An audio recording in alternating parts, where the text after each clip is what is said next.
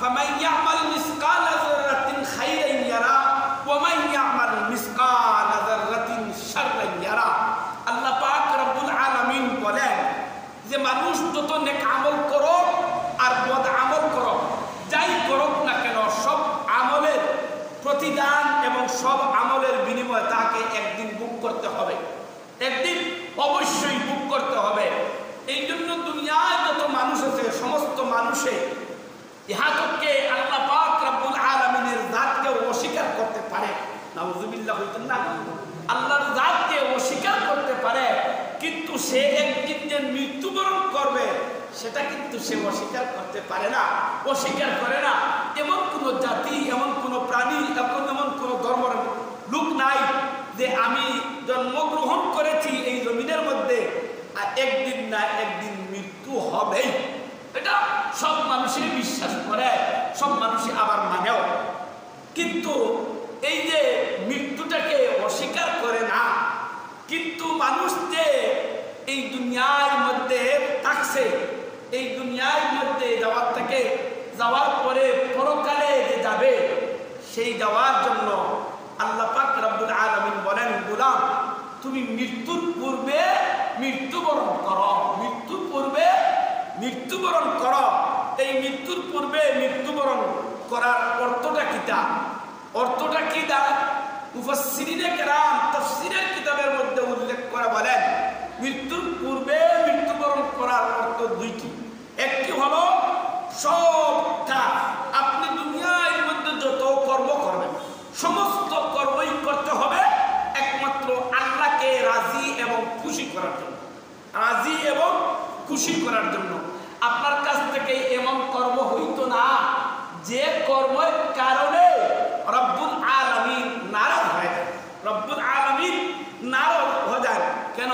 আগে যেই বলেছিলাম যে আপনি যে চলবেন ফিরবেন তার আপনার সমস্ত কর্ম নামাজের ভিতরে হোক নামাজের বাইরে হোক সর্ব অবস্থায় আপনি এমনভাবে চলতে হবে যে আল্লাহর হুকুম এবং নবীর তরিকা।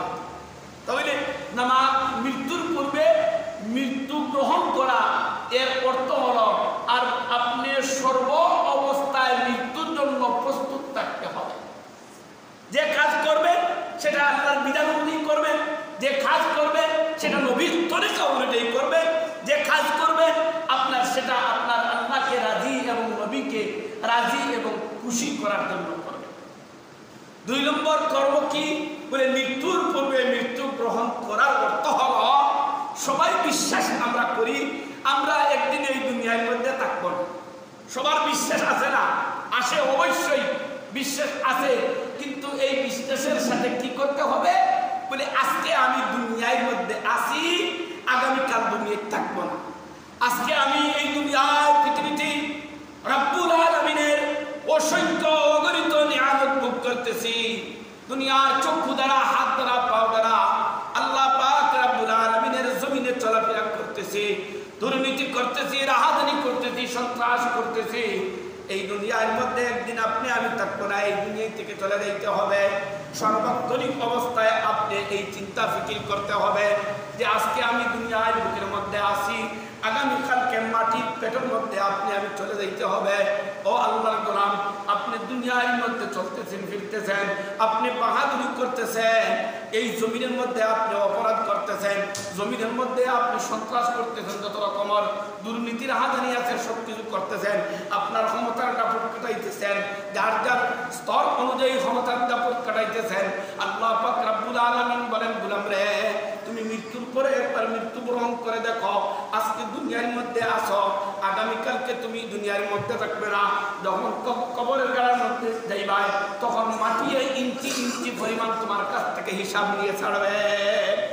শুধুমাত্র মাটিয়ে হিসাব নিয়ে ছাড়বে না, মাটিয়ে হিসাব নেওয়ার পরে যখন আপনি হাসরের ময়দানে উঠবেন তখন রব্বুল আলামিনের সামনে আপনার জীবনের প্রত্যেকটা হিসাব দিতে হবে।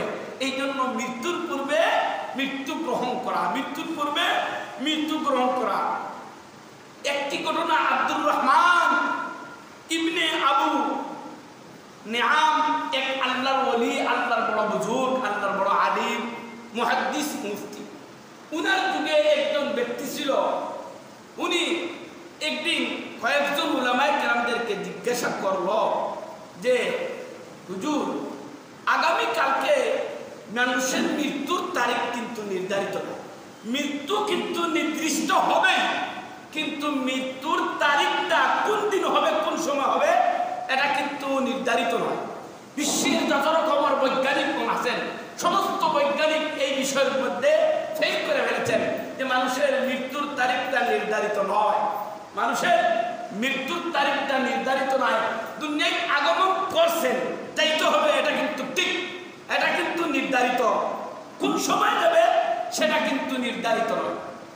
ওই ব্যক্তি অনেক বুজুর্গ উলামায়ে কেরামদেরকে জিজ্ঞাসা করছেন যে আজকে যদি জানেন যে আগামীকালকে আপনার মৃত্যু ওইটার সময়, তাহলে আপনি কোন আমলটা করবেন? উনার ইরাদা ছিল যে আমি যদি ওই কথাটা জিজ্ঞাসা করি আর উনি একটি আমল বলেন, তাহলে ওই আমলটা আমি করব, আর যে আমলের কারণে আমি নাজাত পাইনি। বিভিন্ন উলামায়ে কেরামের কাছ থেকে জিজ্ঞাসা করছেন, বিভিন্ন উলামায়ে কেরাম বিভিন্ন রকমের জবাব দিয়েছেন, উত্তর দিয়েছেন। এই আব্দুর রহমান ইবনে আবু নাঈম, বড় মুহাদ্দিস, বড় আল্লাহর ওলি, উনি কি জবাব দিয়েছেন? বলে, ভাই, আমি তো সর্বক্ষণিক যে আমল করি, আমি যদি 1 ঘন্টা পরে, 1 দিন পরে, 1 মাস পরে, 1 বছর পরে আমার জানা হয় যে আমি মৃত্যুবরণ করব, তে আমি নতুন কোনো আমল আবার আমার কোনো কিছুর প্রয়োজন হবে না। আমি যে আমল করতেছি সেই আমল আমি সর্বক্ষণিক করব। ওয়া আনা মিনাল মুশরিকিন। আপনি যে নামাজের মধ্যে ছিলেন, নামাজের মধ্যে যে অঙ্গীকার করেছেন, ওই নামাজের বাইরে যান, অফিসে যান, জমিনে যান, ব্যবসার মধ্যে যান, যেই অবস্থায় যান, যার যার কর্মস্থলে যান, সর্বক্ষণিক ওই কথাটা আপনার অন্তরের মধ্যে থাকবে যে আমি রব্বুল আলামিনের কাছে ওয়াদা করেছি যে আমি শিরিক করব না, অর্থাৎ সর্বক্ষণিক আমি মৃত্যুর জন্য প্রস্তুত থাকবো। ওই আল্লাহর ওলি বলছিলেন যে আমার ভাই, নতুন করে কিছু করার প্রয়োজন হবে না, আমি যে আমল করতেছি এই আমল আমার রুটিন অনুযায়ী চলবে। আগামীকাল মৃত্যু হয়ে গেলে আমি নতুন কিছু করব, নতুন কিছু আমার আমলের মধ্যে এড করব, বৃদ্ধি করব, এমন কোনো আমলের প্রয়োজন নাই, আমি প্রয়োজন মনে করি না। আমি রব্বুল আলামিনের হুকুম যাই আছে তৌফিক অনুযায়ী তা আমার রুটিন অনুযায়ী চলে যাইতেছে, রুটিন অনুযায়ী চলবে। মৃত্যুর তারিখ আমার কাছে নির্দিষ্ট হলেও, আমার তারিখ আমার কাছে আসলেও আমি সেই কথাটা আর আমি ভাববো না নতুন করে। কেননা রাসূল করিম সাল্লাল্লাহু আলাইহি সাল্লাম হাদিসের মধ্যে বলতেছেন না, আকসিরুয যিকরা হাদিমিল লাযাতিল মাউত, তুমি মৌতের কথা বেশি বেশি করে স্মরণ করো। স্মরণ করা অর্থ কি? মুফাসসিরিন কিরাম, মুহাদ্দিসিন কিরাম বলেন যে মানুষের অন্তরের মধ্যে যদি মৌতের কথাটা থাকে আর ওই দিশা নিয়ে সে সর্বক্ষণিক সব কর্ম করে, তাহলে এই অর্থটা হলো যে সে মৃত্যুর জন্য প্রস্তুত, সে মৃত্যুর জন্য প্রস্তুত। তাহলে আপনি আমি যে নামাজের মধ্যে যে অঙ্গীকার করেছি, ওমা আনা মিনাল মুশরিকিন ইন্নী ওয়াজ্জাহতু ওয়াজহিয়া লিল্লাযী ফাতারাস সামাওয়াতি ওয়াল আরদ হানিফাম ওয়া মা আনা মিনাল মুশরিকিন। আপনি আমি মুসলমান একটু চিন্তা ফিকির করি দেখি, নামাজের বাইরে যখন যাই, কর্মস্থলে যাই, তখন আপনি আমি কেমন আপনার বিরোধী করি। আল্লাহর হুকুম এবং আল্লাহর আইনের বিরোধী অনেক করে থাকি। এই জন্য এই সব কিছু থেকে আপনি আমি বিরত থাকতে হবে।